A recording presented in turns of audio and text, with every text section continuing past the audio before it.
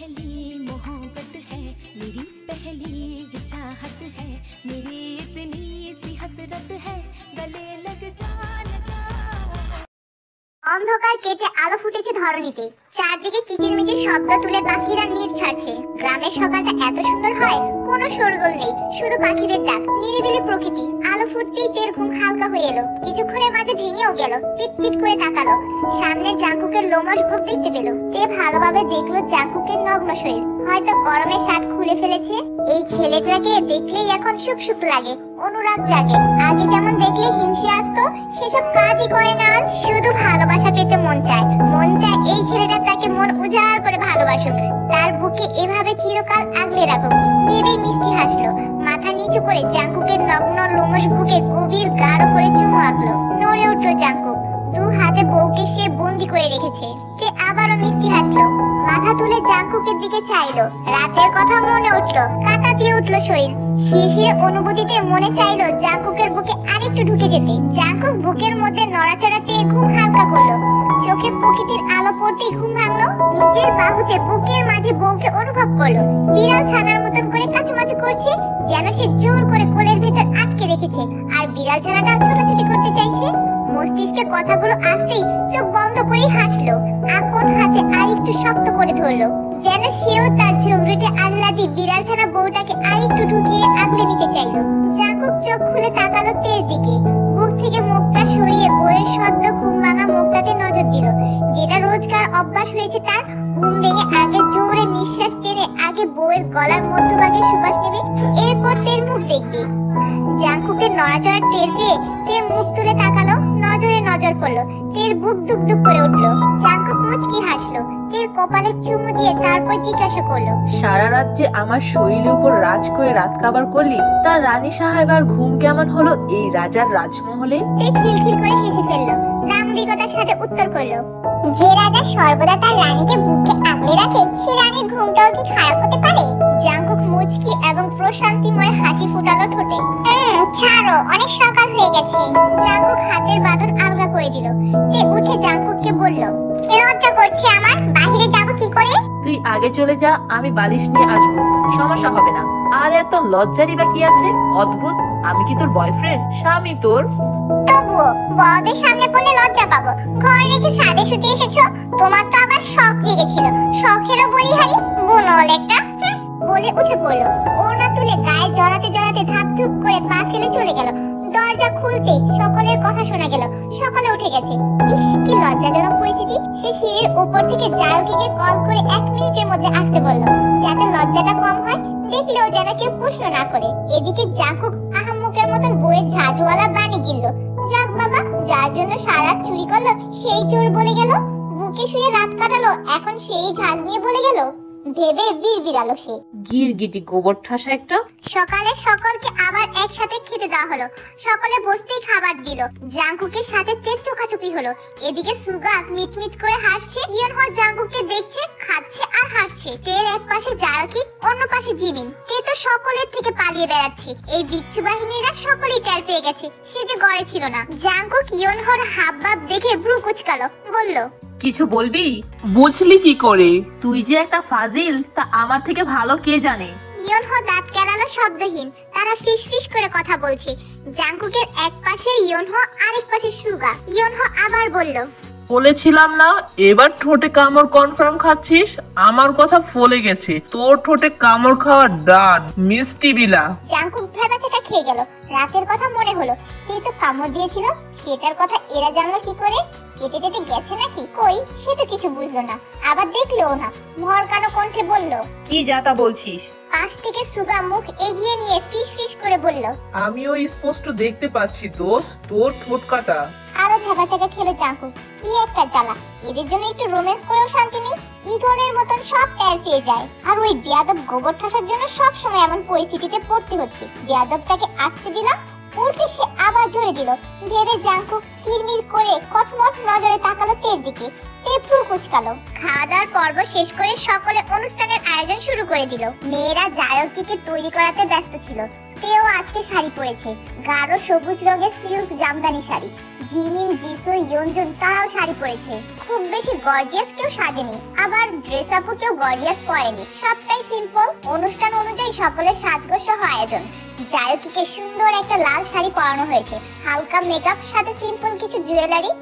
মায়াবী শ্যামবর্ণ মুখটা অপরূপ লাগছে। গোলগাল বাচ্চা সুলভ মুখশ্রী যে দেখবে সেই মাশাল্লাহ বলবে। দুপুর 3টের দিকে অনুষ্ঠান শুরু করা হলো। ইয়নহ ভাইদের সাথে বসে আছে। একটু পর জায়কিকে আনা হলো। জায়কি ঘর থেকে বেরিয়ে সেখানে পা দিতেই সকলে অপলক চাইলো।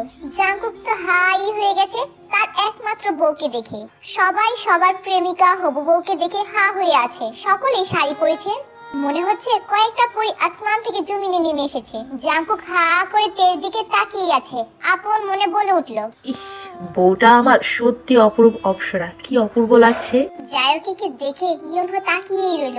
লাল শাড়িতে কি দারুণ লাগছে, আজকেই বিয়ে করে ফেলতে মন যাচ্ছে। কিন্তু খারুস শ্বশুরটা আবার সত্য জুড়ে রেখেছে, ভাবতেই বিরক্ত হলো ইয়নহ। সুগা জিমিনকে দেখে পুরোই হা লাগছে, কখন মাছি ঢুকে যাবে। জাঙ্কুক গুঁতো দিয়ে আস্তে করে বলল, হা বন্ধ কর বিয়াদব, মাছি ঢুকে যাবে। দোস্ত আমি বিয়ে করব। জাঙ্কুক তো ফিস ফিস করে বলছিল, কিন্তু সুগা একটু জোরে বলে ফেলেছে কথাটা। প্রায় অনেকেই শুনে নিয়েছে, শুনেই সকলে দম ফাটা হাসিতে মত্ত হলো। মেয়েরা অবশ্য শুনেনি, তাই হাসির কারণটা অজানা তাদের। বুড়ো কুচকে চেয়ে রইল সবাই। জায়কিকে ইয়নহর পাশে বসানো হলো।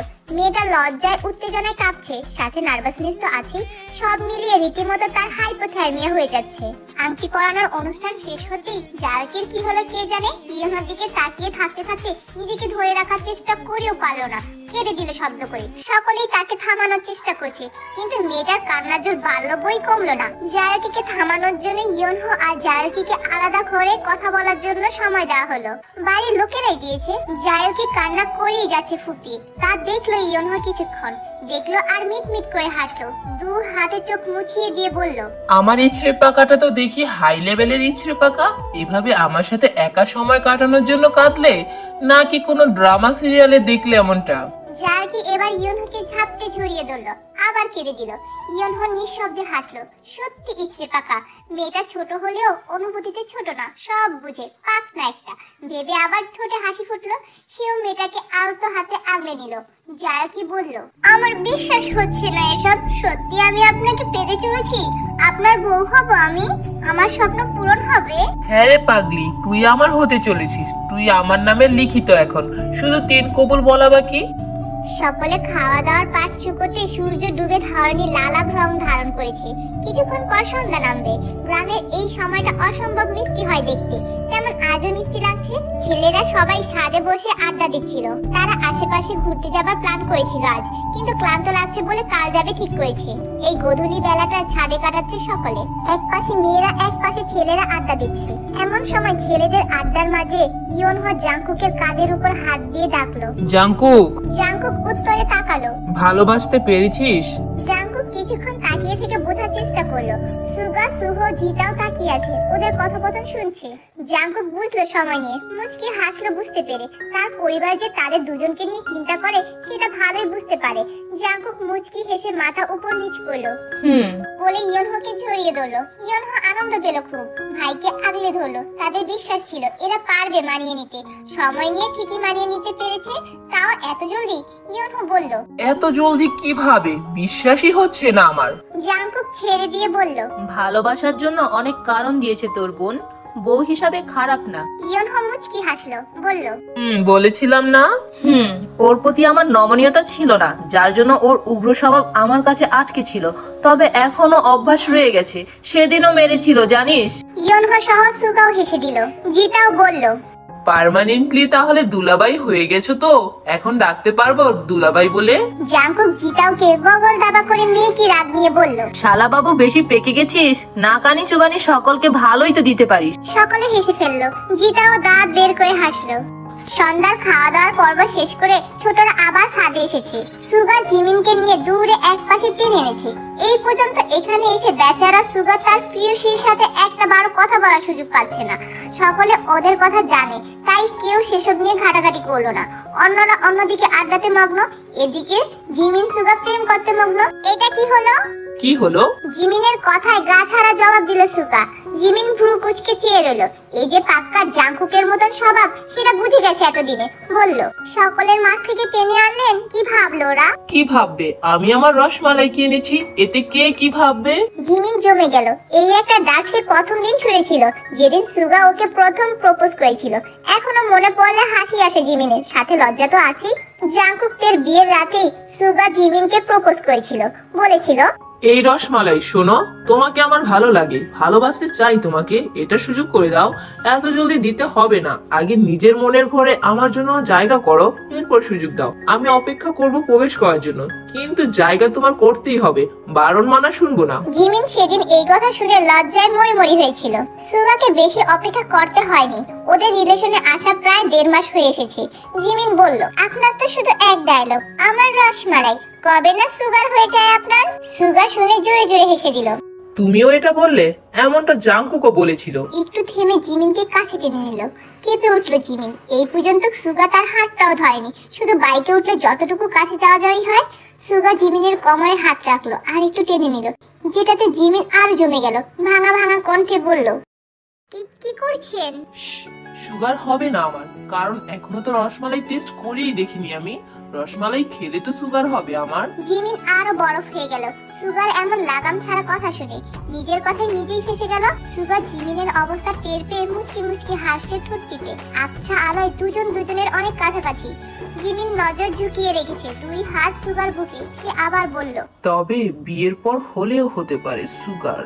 শেষ শব্দটা টেনে বলল সে। তা শুনে আরো নুয়ে গেল জিমিন। সুগা মিটমিট করে হাসছে। সে আগের ন্যায় আবার বলল, তবে এখন টেস্ট করে দেখলে কি সমস্যা হবে, নাকি একটু ছুঁয়ে দেখবো? জিমিন কথার মর্মার্থ ধরে ফেলেছে, আর সেটা বুঝে নুয়ে গেল। কেঁপে উঠল সব শরীর। জিমিন কিছু বলতে যাবে, সুগা আবার বলল, তুমি যেটা বলবে সেটাই করব। বলো কোনটা করব, টেস্ট করব নাকি ছুঁয়ে দেখবো? জিমিন তড়িঘড়ি করে বলে উঠল, না এখন কিছু করতে হবে না, ছাড়েন। কি লাগাম ছাড়া সব কথাবার্তা বলেন আপনি? সুগা দুষ্টুমি করে হেসে ফেলল। তার রসমালাই সত্যি রসমালাই, মন চাই টুক করে ধরে গিলে খেয়ে ফেলতে। সে এবার বলল, কিন্তু আমি তো যে কোনো একটা কিছু করবই, টেস্ট না করি ছুঁয়ে তো দেখবই আমার স্বাদের রসমালাই। বলেই জিমিনের কপালে ঠোঁট ছুঁয়ে চুমু আঁকলো। আবার কেঁপে উঠল জিমিন, তবে মনে আনন্দ অনুভূতির সঞ্চার ঘটল। লজ্জাময় হাসি ফুটলো। সুগার বুকের উপরে 7টা মুঠো পাকিয়ে ধরলো। সুগা চুমু দিয়ে তাকালো তার রসমালাইয়ের দিকে। লজ্জায় নুয়ে পড়েছে একেবারে। হাসলো সুগা। মেয়েটা অতিরিক্ত লজ্জাবতী, নরম সরম। রাত প্রায় 11টা। ইয়নহো জানালার নিচে যাবে, ক্লান্ত সে। জাংকুক তের দিকে তাকালো। তে ভেঙচি কাটলো। সে নিচে যেতে প্রস্তুত বলল, ভাইয়া আমার ঘুম পাচ্ছে, আমি গেলাম, তোমরা থাকো। বলে যেই হাঁটা ধরবে অমনি জাংকুক খপ করে তার হাত ধরে ফেললো। শক্ত করে ধরেছে, মনে হচ্ছে হাতটা আজ ভেঙেই দেবে। তে ব্যথা পেল। জাংকুকের দিকে তাকালো সে কটমট নজরে। বলল, এই বনল, এভাবে হাত ভাঙতে চাইছিস কেন আমার? ছাড়ো।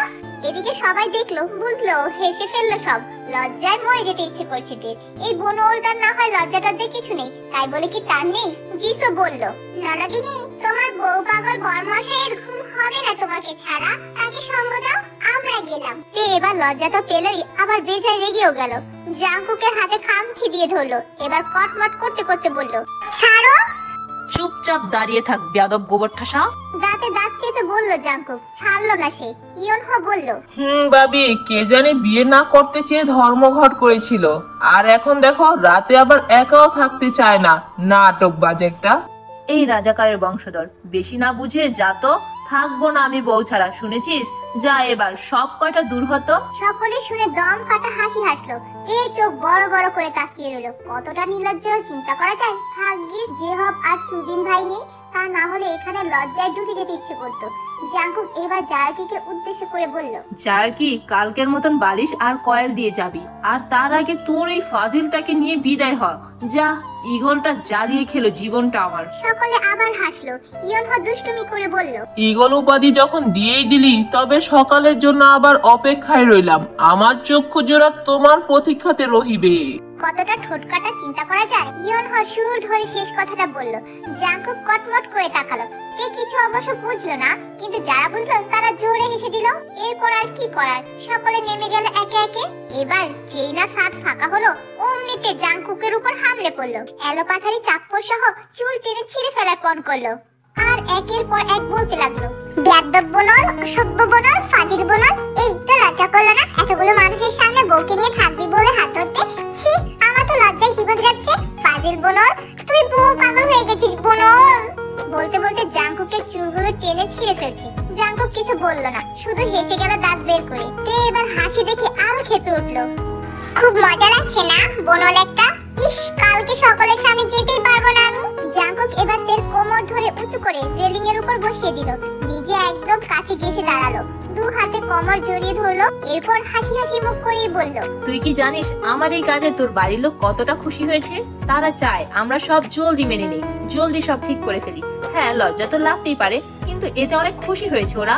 আমরা একে অপরকে মানতে শিখে গেছি। এসব দেখে আর শুনে ওরাও খুশি। তোকে নিয়ে, তোর ভাগ্যকে নিয়ে অনেক চিন্তা করতো সকলে। ভাবতো আমি মানতে পারবো না, কিন্তু এমন কিছুই হয়নি। এখন এই ছোট ছোট ভালোবাসাগুলো ওদের নজরে পড়লে ওরাও খুশি হবে।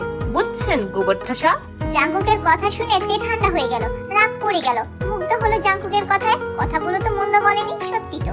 পরিবারের লোক খুব চিন্তা করে তাদের নিয়ে। এখন সব জানলে খুশি ছাড়া আর কিছু হবে না। তে শান্ত হতে দেখে জাঙ্কুক এবার বলল, গোবর ঠাসা, না বুঝে যে এতগুলো মারলি, এবার আমি কি করব? তে বাচ্চাদের মতো করে আহ্লাদ করে বলল, আদর করো, মেরো না। জাঙ্কুক শুনে শব্দ করে হেসে ফেলল। এই আহ্লাদি বউটাকে নিয়ে কি করবে সে? বলল, তাই আদর চাই তোর? মায়ের থেকে আদরই ভালো। লজ্জা মাখা কথাতে জাঙ্কুক আবার হেসে ফেলল। তে জাঙ্কুকের কাঁধে মাথা রাখলো। সে তার আহ্লাদি বউকে আলতো হাতে জড়িয়ে ধরলো। সকাল 8টার সময় সকলে খাবার খেয়ে গল্পে মেতেছে। এমন সময় জিতা বলল, শুভ ভাই, মাছ ধরবো, চলো। জিতাওয়ের মাছ ধরার প্রতি এত উৎসাহ দেখে সবাই তারা মাছ ধরতে গেল। মেয়েরাও তাদের পিছু পিছু মাছ ধরা দেখতে গেল। সকলেই পুকুরের এক এক পাশে বড়শি হাতে নিয়ে বসেছে। শুভ মাছ ধরতে পটু, সে অলরেডি 4-5টা মাছ ধরে ফেলেছে। জিতাও তা দেখে হতাশা করতে করতে নাকের পানি চোখের পানি এক করে ফেলার মতন করে ফেলেছে। সকলে তা দেখে হেসে কুটি হচ্ছে। এরই মাঝে জাঙ্কুকের বড়শিতে একটা বড় মাছ ধরা পড়লো। তা দেখে সকলে চেঁচিয়ে উঠলো।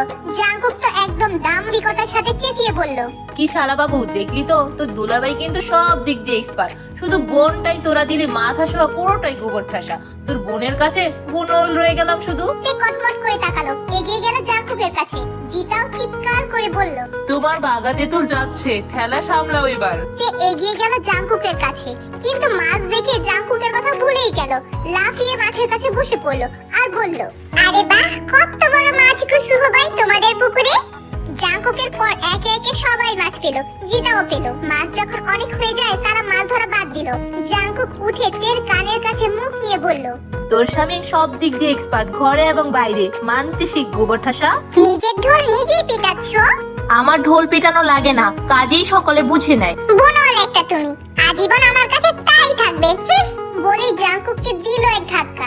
জাঙ্কুক পুকুরের কিনারায় ছিল। ধাক্কার তাল সামলাতে না পেরে পানিতে গেল ধপাস দিয়ে পড়ে। সকলে হা করে তাকিয়ে আছে। জাঙ্কুক পুকুরের পানি থেকে মাথা তুলে বলল, গোবর ঠাসার বাচ্চা, কি করলি এটা? খুব বার বেড়েছিস না? থাম, তোর ডানা ছাটার ব্যবস্থা করছি। উঠি আগে আমি। তে হাতের ময়লা ঝাড়ার মতো করে 2 হাত বাড়ি দিল আর বলল, কিচ্ছু করতে পারবে না তুমি। দেখা যাবে। সকলে কপাল চাপড়ে বসে রইল। এরা জীবনেও শুধরাবে না। দুপুর যেহেতু হয়ে গেছে, জাঙ্কুক তাই গোসল করে একেবারে উঠবে। জাঙ্কুকের দেখা দেখি ইয়নহ, জিতাও, সুগা, সুহ তারাও নেমে পড়লো। তারা পুরো পুকুর সাঁতরে এক করে বেড়াচ্ছে। জিন, আয়ু, ন্যান্সি তারা সকলে উঠোনে বসে পিঠা বানাচ্ছিল। তেরাও তাদের সাথে গিয়ে হাতে হাতে কাজ করে দিচ্ছিল। কাজ শেষ হয়ে আসতেই তে গোসল করবে বলে উঠলো, কিন্তু আজ তারাও পুকুরে গোসল করবে সেটাই প্ল্যান করলো। জাওয়াকিকে বললো পুকুরে গোসল করবে। আয়ুকে বলতেই আয়ু মানা করে দিল, বললেন, একদম না, কখনো করিসনি, অভ্যাস নেই, কোনো অঘটন ঘটে যাবে। পুকুরে অনেক পানি, বর্ষাকালে ভরে গেছে, বেশি বললে মাইর খাবি। আম্মু আমি ছোট না, আর বেশি নামবো না। জিমিন আর জাওয়াকিও তো থাকবে, তাহলে সমস্যা কি? দাও না আম্মু যেতে, আমার খুব ইচ্ছে করছে। ভাইয়ারা করছে, আমারও ইচ্ছে করছে। এবার তো আরোই দিব না। এতগুলো ছেলের মাঝে গোসল করতে যাবি? মাইলের অভাব হচ্ছে তোর? আল্লাদ করিস না, সর। এবার না পেরে রান্নাঘরে বসে থাকা জিনের গলা জড়িয়ে ধরলো পেছন থেকে, আল্লাদ করে বলল, ও বড় আম্মু, তুমি অন্তত অনুমতি দাও, তোমার ছেলেকে তুলে দেব গিয়ে। তবু আমি করব, দাও অনুমতি। বুবু একদম না। তুমি চুপ থাকো মণ্ডলের মেয়ে, তোমার সাথে কথা বলছি আমি আমার শাশুড়ির সাথে কথা বলছি। এর কথা শুনে কেউ কেউ জোরে হাসলো, কেউ মিটমিট করে হাসলো। জিন জোরেই হাসলে। আয়ু হাসি হাসি মুখ করেই বললেন, আচ্ছা এখন আল্লাহ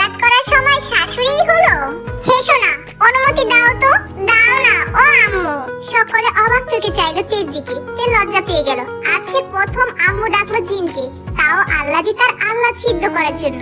মারে কি যে শান্তি লাগছে আমার মেয়ে আম্মু ডাকলো আমায়। আমার মেয়ে তুই, ছেলের বউয়ের আগে সেই জন্মের পর থেকে তোকে মানুষ করছি, আজ আম্মু ডাক শুনে বুকে শান্তি লাগছে। তে আম্মু ডাক দেখে জিনকে রাজি করিয়েই ফেললো।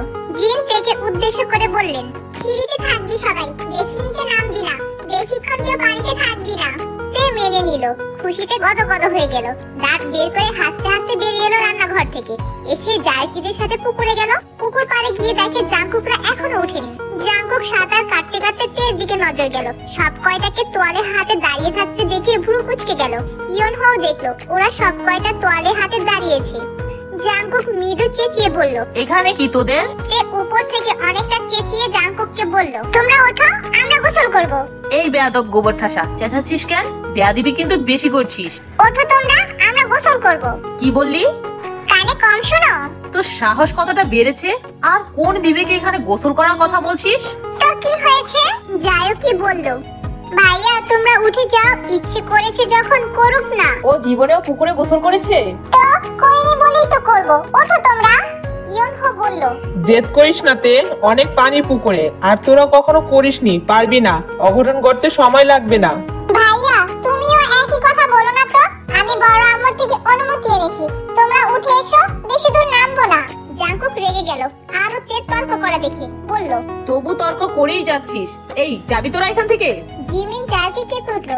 জাঙ্কুক কথাটা অনেক রূঢ় স্বরে বলেছে। সুগা বলল, আহা জাঙ্কুক, এভাবে বলছিস কেন? ভালো করে বুঝা। তে জিমিন যাও কি, যাও বাসার মধ্যে গিয়ে করো। ও ভালো কথা জাত না, দেখছিস না? হ্যাঁ, আর নিচে যত ভালোর জাত, তোমারই তো জাত, আবার বড় বড় লেকচার মারছো, ভালোভাবে বলছি তবু তেরামি করছো। এর কথায় কটমট করে উঠলো জাঙ্কুক, বলল, তুই যাবি এখান থেকে? না। তে দেখ, জায়কের না হয় অভ্যাস আছে, তোদের নেই। জায়কি যাও এখান থেকে ওদের নিয়ে।